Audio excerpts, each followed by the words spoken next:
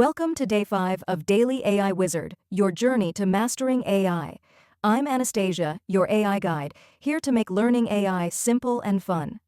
Today, we're taking a deep dive into supervised learning, a key concept in machine learning. We'll explore how it works, its types, applications, and more, with a demo to bring it all to life. Let's explore this exciting topic together and see how supervised learning powers many AI systems. Before we start, let's recap Day 4. We learned that machine learning lets machines learn from data without explicit rules, following a process of collecting data, training, testing, and predicting.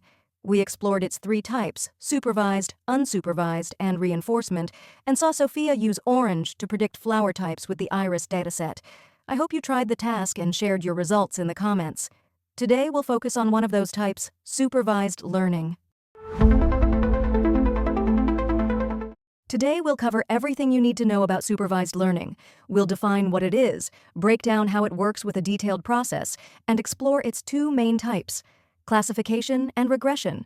We'll also look at real-world applications, challenges, and a demo to see it in action. This lesson will give you a solid understanding of supervised learning. Let's dive into the details and get started. Supervised learning is a type of machine learning that uses labeled data to train models. Labeled data means we have inputs, called features, and the correct outputs, called labels. The model learns to predict labels from features by finding patterns in the data. For example, to classify emails as spam or not spam, we give the model email text as features and labels like spam or not spam. It's like teaching a student with a textbook where all the answers are provided.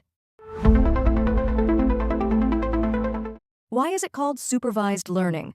It's supervised because we guide the model during training, acting like a teacher. We provide the correct answers or labels so the model knows what's right.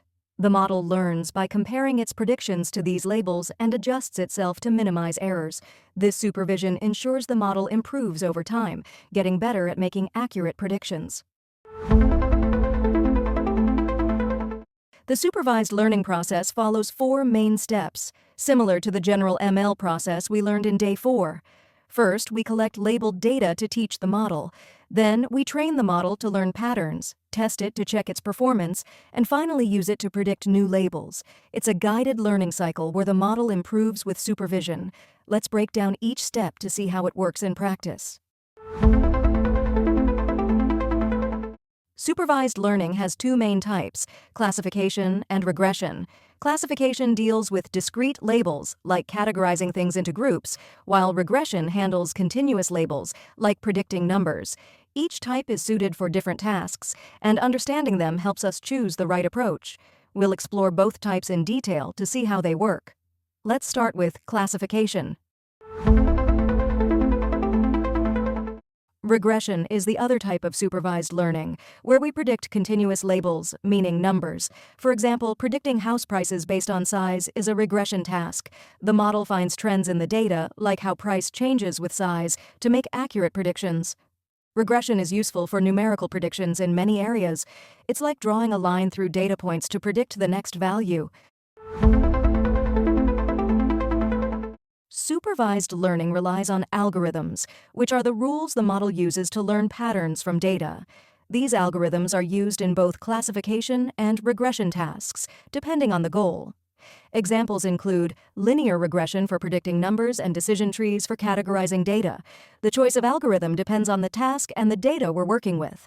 Let's look at a few popular algorithms next. Supervised learning powers many real-world applications.